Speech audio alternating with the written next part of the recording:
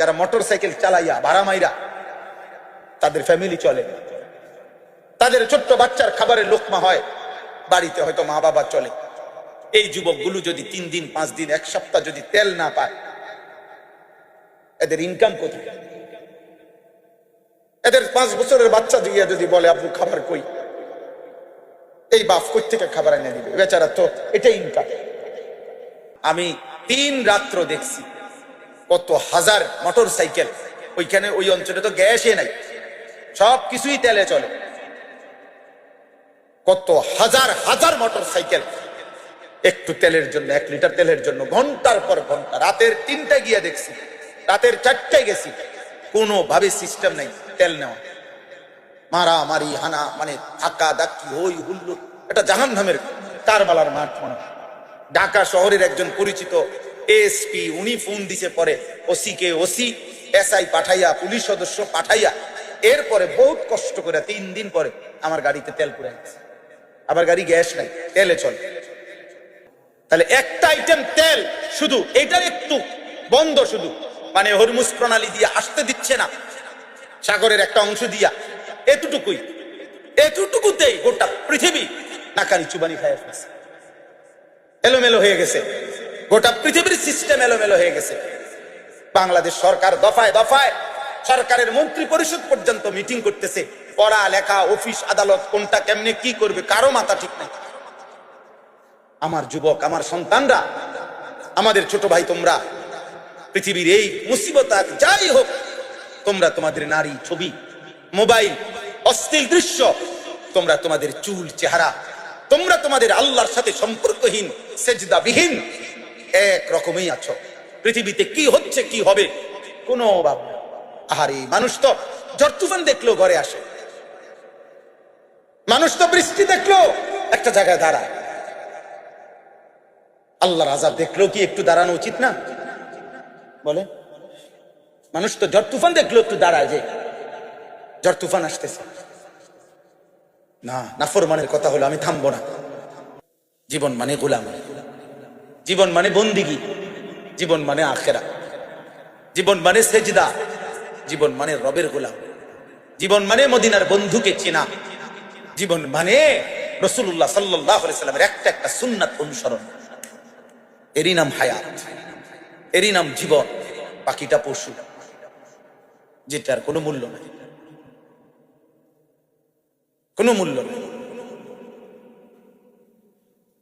কোরআনুল কারীমের স্পষ্ট আছে সূরা নাবার মধ্যে, কিয়ামতের দিন আল্লাহ তাআলা সমস্ত জন্তু জানোয়ারকে কবর থেকে হাসরের ময়দানে উঠাবেন। উঠানোর পরে আল্লাহ তাআলা প্রত্যেকটা জন্তু জানোয়ারের মধ্যে সামান্য একটু বিচার করবেন। বিচারটা কি? দুনিয়াতে যেই প্রাণী এক প্রাণীর উপরে অন্যায়ভাবে কোনো ধাক্কা দিছে, গুতা দিছে, জুলুম করছে, এগুলোর নগদ বিচার হবে অল্প অল্প। এই তুমি হেরে ধাক্কা দিয়া দাও, তুমি হেরে ঠেলা দিয়া দাও, ইত্যাদি ইত্যাদি। এরপরে আল্লাহ তাআলা বলবেন, সমস্ত জানোয়ার আজ হাসরের ময়দানে তোমরা সব মাটি হয়ে যাও। কি হয়ে যাও? খালাস, তোমাগো মাসালা শেষ, তোমাগো পর্ব শেষ। কোরআনুল কারীমের মধ্যে স্পষ্ট সূরা নাবার শেষ আয়াতের মধ্যে আছে। ঠিক এই দৃশ্য দেখে প্রত্যেকটা বেঈমান, নাফরমান, কাফের, পাপী আল্লাহর কাছে তামান্না করবে, ইয়া লাইতানি কুনতু তুরাবা, হায় মাওলা, আজ যদি এই জানোয়ারের মতো আমিও মাটি হয়ে যাব, তাইলে তো আজ আর আমার বিচার হইব না। আমারও আপনি দেখেন না, জানোয়ারের মতো করে আমারও মাটি বানাই দেন। সূরা মুলক, আরে সূরা নাবার মধ্যে এই কথা স্পষ্ট আছে। ইয়াউমা ইয়ানজুরুল মারউ মা কদ্দামাত ইয়াদাহু ওয়া ইয়াকুলুল কাফিরু ইয়া লাইতানি কুনতু তুরাবা। হ্যাঁ, এইখানে আছে 3 নম্বর সূরা আল হাক্কার মধ্যে, ওয়া আম্মা মান উতিয়া কিতাবাহু বিশিমালিহি, কিয়ামতের দিন যার বাম হাতে আমলনামা দেয়া হবে, ফায়াকুলু ইয়া লাইতানি লাম উতা কিতাবিয়া, সাথে সাথে ওই নাফরমান বাম হাতে আমলনামা পেলেই বুঝে ফেলবে, আর চাইবো কি, হিসাব দেখবে কি, আর আমলনামা বাম হাতে দিছে মানেই হলো জাহান্নাম।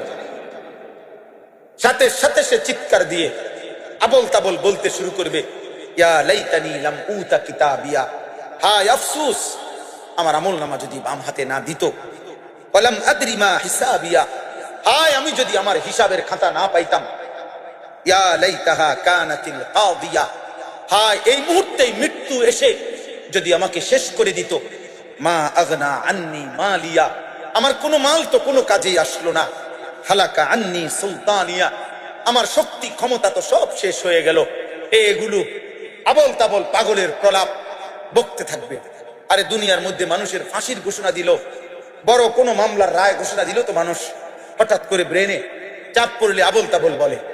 আর জাহান্নামের ঘোষণা শুনলে তখন সে এরকম চিৎকার দিয়ে আবল তাবল বলা শুরু করবে।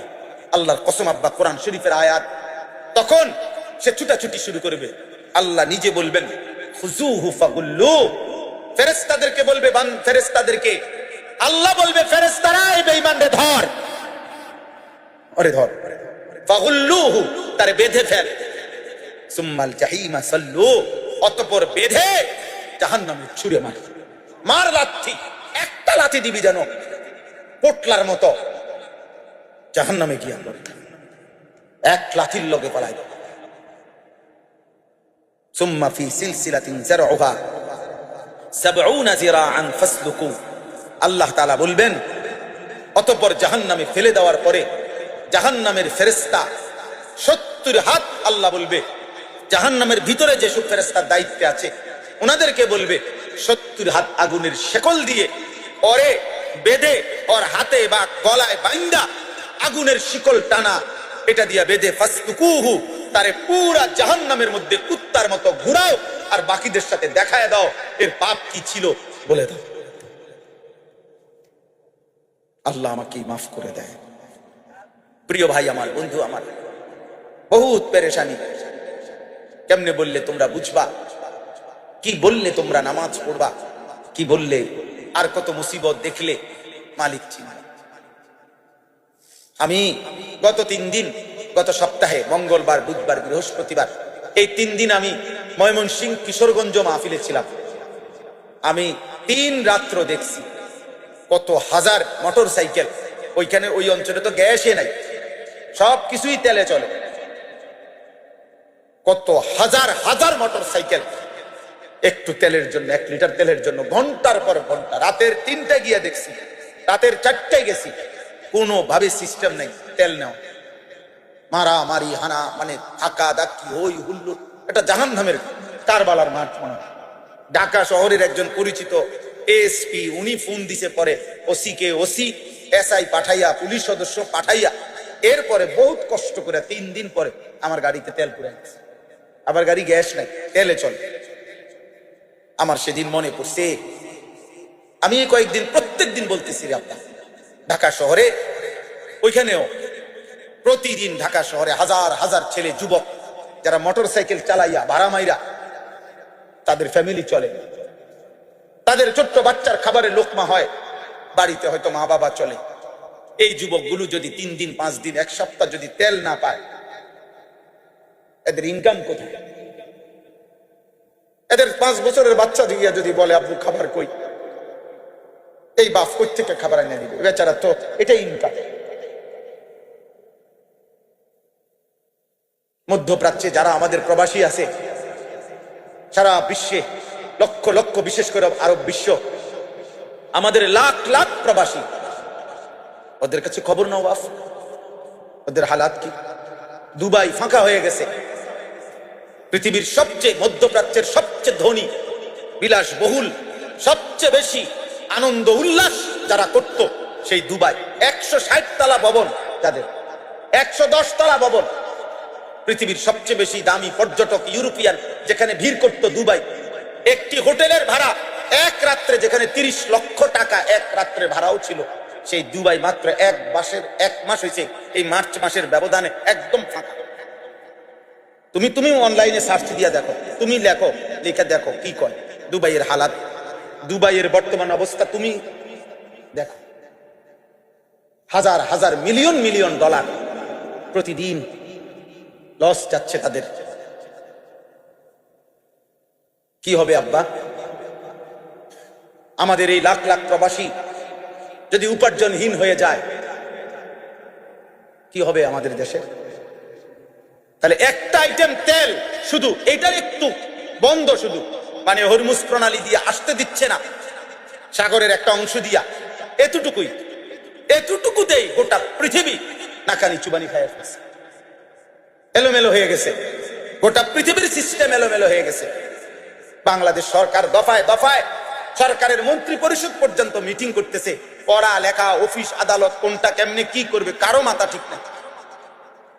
আমার যুবক, আমার সন্তানরা, আমাদের ছোট ভাই, তোমরা পৃথিবীর এই মুসিবত যাই হোক, তোমরা তোমাদের নারী ছবি, মোবাইল, অশ্লীল দৃশ্য, তোমরা তোমাদের চুল চেহারা, তোমরা তোমাদের আল্লাহর সাথে সম্পর্কহীন সেজদাবিহীন এক রকমই আছো।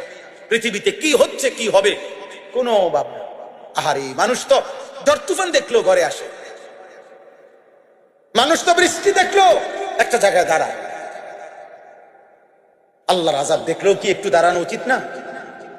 বলে, মানুষ তো ঝড় তুফান দেখলো একটু দাঁড়ায়, যে ঝড় তুফান আসতেছে না, নাফরমানের কথা হলো আমি থামবো না, বেনামাজির কথা হলো আমি সেজদা দেব না, বেপর্দা নারীর কথা হলো আমি পর্দা করব না, সুদখোরের কথা হলো আমি সুদ ছাড়বো না, হারামখোরের কথা হলো আমি হারাম ছাড়বো না, আমি এমনই থাকবো, তুমি বাঁচাইলে বাঁচাও, না বাঁচাইলে নাই।